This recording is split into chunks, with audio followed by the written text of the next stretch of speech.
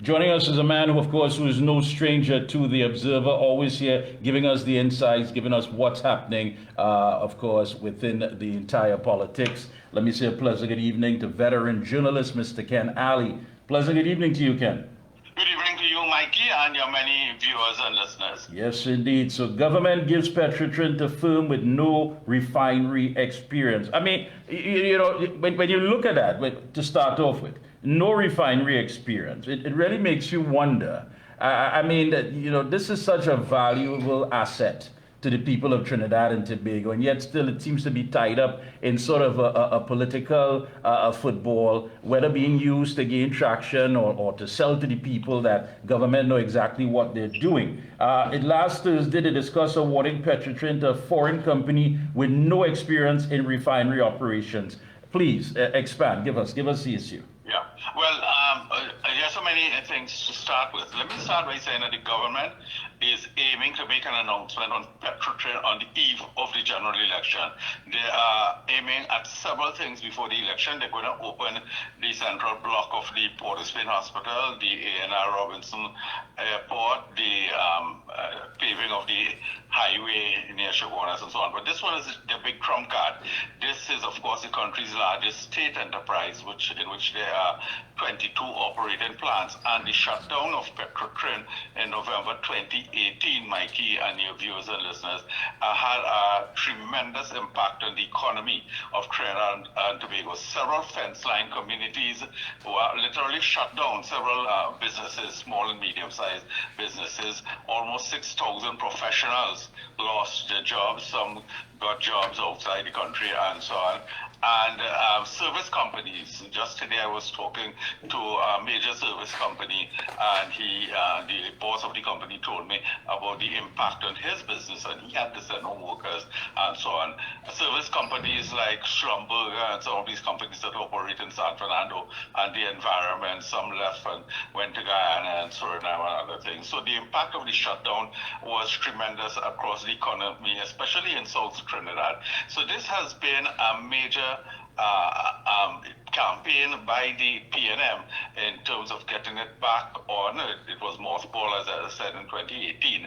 This is the third effort at divesting Petrotrin. There were two efforts before. This time, they invited bidders again. There were 10 major bidders, and out of that, they utilized a firm in Canada, Scotiabank, which is Interfinance, and they supposedly did a due diligence for which taxpayers paid. And let me also say that the government has admitted to spending $500,000 a month to keep Petrotrin in a state that it could be redeveloped.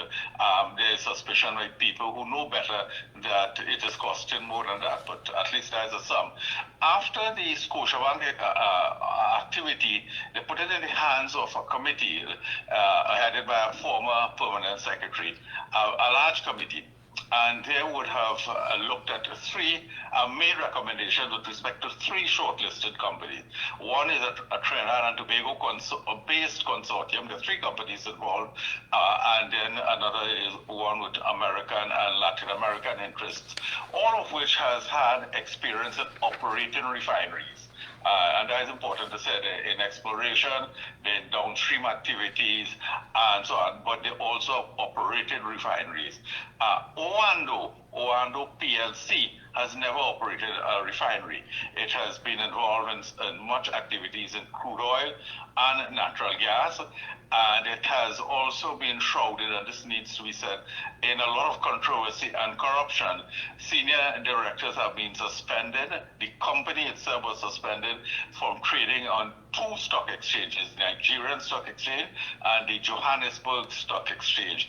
They're close to senior officials of the Nigerian government, and there are a lot of indications and examples of corruption, of double dealing, and so on, and they were suspended from the stock exchanges because lack of oversight and a lot of activities pertaining to trading and so on.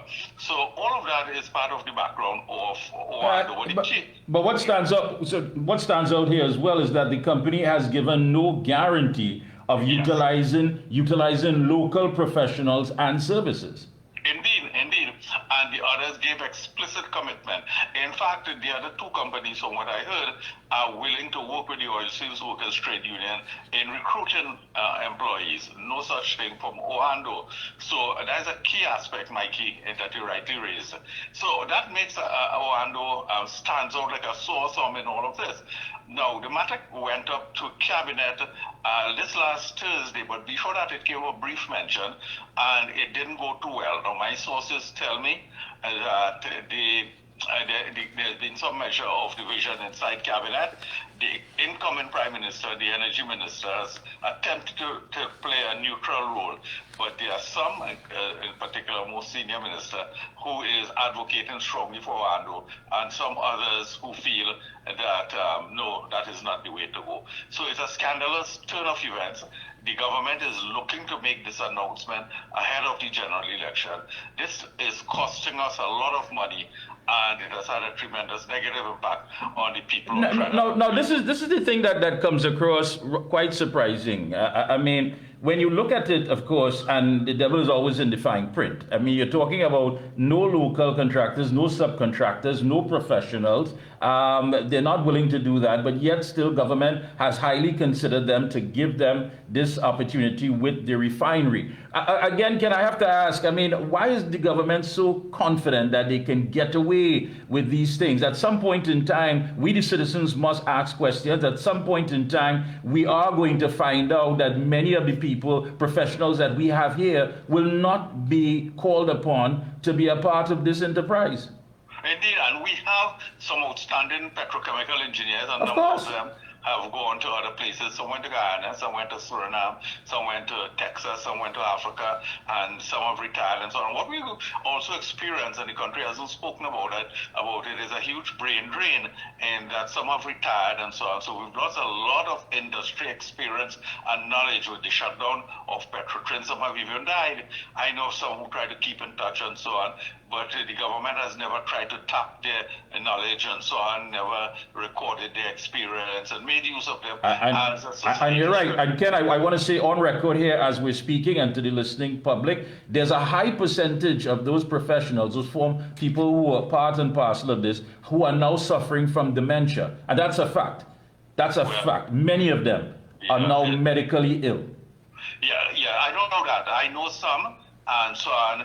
And it's very sad how society treated them.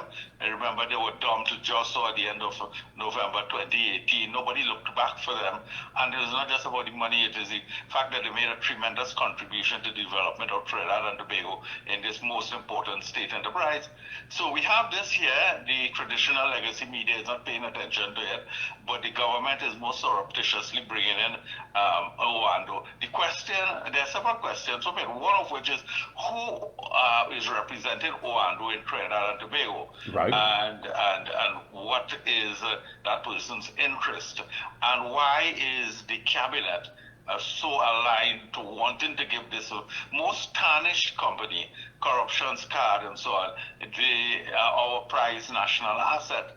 So those are among the critical questions that must be posed, and if and when the government begins to campaign, meaning the PNM campaigns, I know they're also targeting what was now what we call the Claxton Bay seat. It was the Point of Peer seat, and one expects that they will make an announcement either in San Fernando in that community and so on, and so listen, we're bringing back the refinery, and the media may well report it and leave it at that. But there are several underlying questions with respect to this.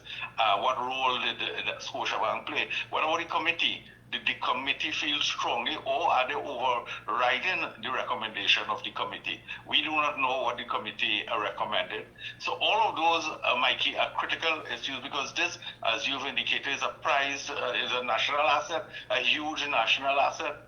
So it requires regulation. But it always seems to be there's an issue surrounding the energy sector with the PNM government. If it's not the world gas to liquid and the whole Malcolm Jones issue, of course, we saw what happened with that Indian investor who's no longer apparently part of this equation. But there's always question marks involving shady individuals. And I mean, who does the homework I mean, who goes out there and actually find these companies and individuals to say, listen, I think you're best suited to take something that belongs to the people of Trinidad and Tobago and run it?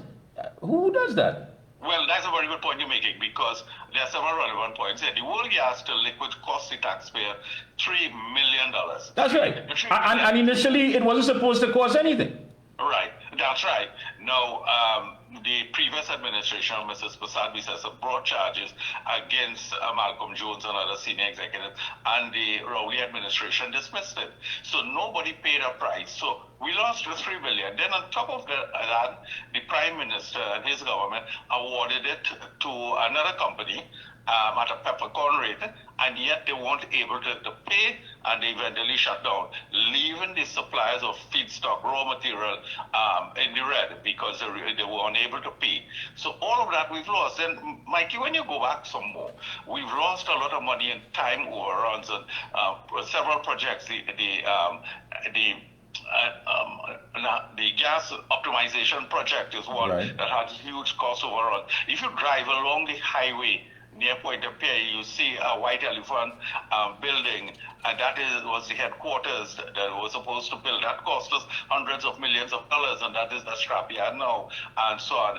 And every single project has cost us more than they were scheduled to. All of that, and you're right, what are the oversights? Who has paid a price for that? And they've been fast to lose with respect to the public purse. Yeah, because prior to 2010, there were a lot of these scandals, a lot of them. Yeah, and when you look at it, Mr. Ali, the Nigerian and Johannesburg Stock Exchange that you mentioned suspended Oando for varying periods, ending last year for failure to present audited financial accounts. And senior officials have been accused of false disclosures, market abuses, misstatements in financial accounts, and the list goes on and on. This has to be a slap in the face to Ansel Roger and the OWTU, who have not even been shortlisted or even highly considered with their proposal. You're right, and their partner was one as a company that had interest in refinery. They had refinery experience, and I am aware that their last bid had guarantees, because it will take about $1 billion to crank up everything. Maybe a little less than that, but OWTU came up with guarantees, because the previous time, call members said that they didn't have guarantees of funding and so on, and that is an important thing. And this time, OWTU, through the subsidiary, what they call Patriotic, they came up with that, and they were just tossed aside. So, I'll tell you, I want to go back a little bit to the 1970s, the early 1970s, when there was Texaco that's in place. Texaco, which is a foreign multinational, of course. Right. And George Weeks, who was then leader of the OWTU, led a campaign that went for a long time.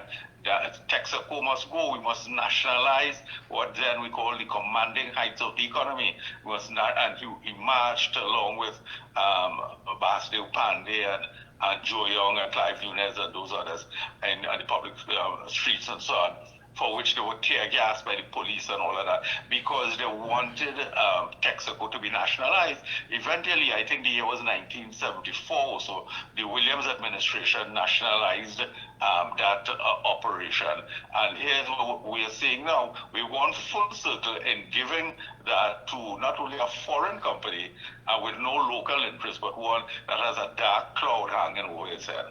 Yeah, now, Oando previously secured, based on what you're reading here, 2 loans from the African Export-Import Bank, that's the Afreximbank, to finance ventures in Nigeria. Now, this same bank was launched in the Caribbean in August of 2023, but is not active in this country because Prime Minister Rowley declined to issue a license. The government said no. He said the bank wants its employees to earn tax-free salaries.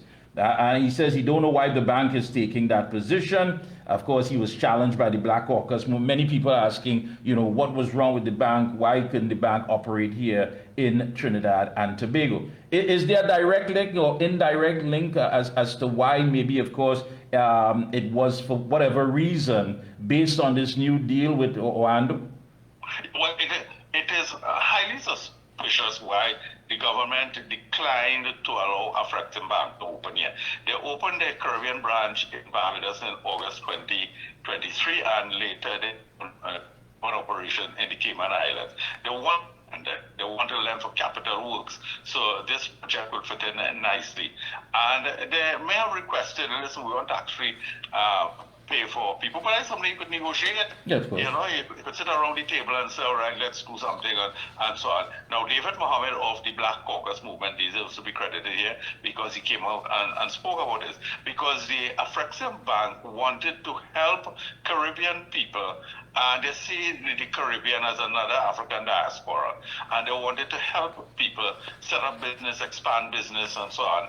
And here we have the Rowley administration denying them operations. Here, they have been permitted to operate in other Caribbean countries, most notably Jamaica, Barbados, Guyana, and several other countries. They are assisting business people and so on. The Rowley government has not permitted that to take place. Again, there's another issue that is not an issue that regrettably has gained traction in the country. The legacy media not paying attention to that, but it's a serious matter in that it could have assisted a lot of business people. So now that the Oando may well be depending on Afreximbank for funding, because they have serious problems, they have serious liabilities, high debt, and so on, and they would look for funding. So it makes sense to seek to get funding from Afreximbank, but the Prime Minister has not allowed the bank to start operation, and nobody really has been pressing the government on this, except, of course, like I said, David Mohammed of the Black Caucus movement. Now, looking on you as a veteran journalist, I mean, what stands out here when you look at the activities that are taking place, and the media is just simply not weighing in on so many of these things? I mean, you are telling us that the campaign is going to be based on the fact that they are going to deliver the highway, they're going to deliver this new company on Petrotrin and other things as well. But after all that has taken place, is that going to be the highlight of it? I mean, are we ever going to get into the facts of the matter? The key thing here is that there is no oversight and there is no transparency with respect to this. In another society, the media would have been vigilant and asking questions. And as you rightly said, Mikey, there are so many of these issues. I write about them on an ongoing basis on all kinds of industries and so on. Just let me leap across quite briefly to make this point. I see the Minister of Trade today talking about criticizing the fact that we've had another cement price increase. Mikey, this government has permitted in 38 months 5 cement price increases, and the company is a foreign-owned multinational that made $451 million pre-tax in its last 9 months of operation. There was a company in Trinidad with cement called Rock Hard. They imposed a 900% increase on duties, so they had to go out of business. So you destroy the competitor, you permit the foreign company to make all this profit, and on top of that, there's the Fair Trading Commission, whose job it is to prevent monopolies from setting up. Monopolies affect the consumer because you have no options in terms of purchase. So you have cement prices going up. Now there's yet another matter, and I'm tying that into this to say also that the media has not paid attention to these issues. There are so many of them taking place, Mikey. Now, I know you touched on the missing ammunition, over 25,000 rounds of ammunition that went missing on the 7th of February. Expand on it if you can.